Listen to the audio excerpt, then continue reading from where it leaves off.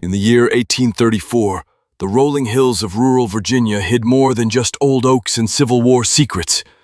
Behind the crumbling facade of the Sullivan Estate lay a horror so dark, so unspeakable, that even time itself tried to forget. But history has a way of whispering to those who dare to listen. This is the story of the Sullivan family and the 47 children who were found chained in their basement. The Sullivan family estate sat on the edge of Briar Hollow, a quiet valley where mist clung to the soil and no birds sang at dawn. Locals believed the land was cursed long before the Sullivans arrived. Built in 1806 by patriarch Elijah Sullivan, the mansion stood proud, 3 stories tall, complete with a wine cellar, servant quarters, and an underground storm shelter.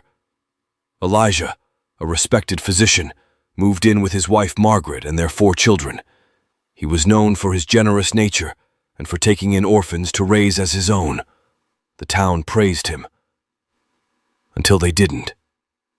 Between 1812 and 1834, nearly 60 orphan children were reported missing across the counties of Western Virginia. At first, they were written off as victims of war, disease, or the wilderness, but one detail was consistent.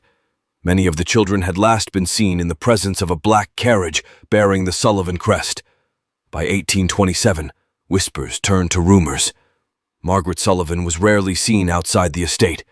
Some said she had gone mad, others claimed she had died years earlier, and the woman seen in the windows was something else entirely. A group of townsfolk attempted to investigate, but were turned away by armed guards. Elijah claimed it was to protect his family from the illness plaguing outsiders. In 1834, everything changed.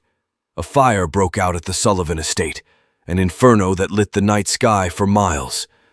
When the townspeople arrived, the mansion was half consumed, and Elijah was nowhere to be found. Only one survivor was pulled from the wreckage, a frail 13-year-old girl named Liddy Rose, covered in soot and wearing a rusted iron collar. What she told them would haunt the town forever. "There are children in the basement," she whispered. "but they're not alive. Not all of them." It took 2 full days to excavate the ruins.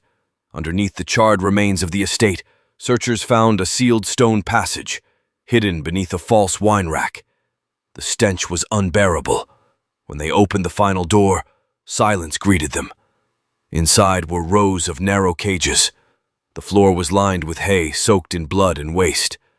47 children were discovered, most barely clinging to life, chained at the neck, wrists, and ankles. Some had been there for years. A few had forgotten their names. Some believed Elijah was God. One boy, barely able to speak, repeated only one thing. "He said we were angels. He was making us perfect." Among the horrors found in the basement were journals. Elijah Sullivan had not just imprisoned the children, he had experimented on them. He believed that children, when purified, could reach spiritual enlightenment and achieve immortality. His writings spoke of ancient rites, combining Christian mysticism with pagan blood rituals. Limbs removed, tongues cut, eyes replaced. These weren't surgeries, they were offerings. The journals detailed his belief that children were vessels, that suffering could refine the soul. Each failed experiment was buried on the property. Dozens of small graves were later uncovered behind the mansion, unmarked except for a number. Despite a nationwide search, Elijah Sullivan was never found. Some believe he perished in the fire. Others say he escaped into the mountains. Rumors swirled that he had joined a secret cult in New Orleans. Some even believe his descendants still live in Virginia, guarding his legacy. Strangely, every man who handled the case, judges, constables, even gravediggers, died within a year. Many were found with symbols carved into their skin, symbols identical to those in Sullivan's journals. The case was quietly closed, the files sealed. The estate was leveled, the land was sold, but the whispers never stopped. In the decades that followed, new homes were built on the land, but none lasted. Tenants reported hearing children crying beneath the floorboards, cold spots, objects moving, and the smell, always the smell of smoke and iron. Liddy Rose lived until 1897, She never married, never spoke of what she saw again. But shortly before her death, she was heard mumbling to herself, "He still walks, he still waits, and he still wants his angels back." Today, a small plaque stands where the Sullivan Estate once stood. It reads, "In memory of the unnamed, may they rest."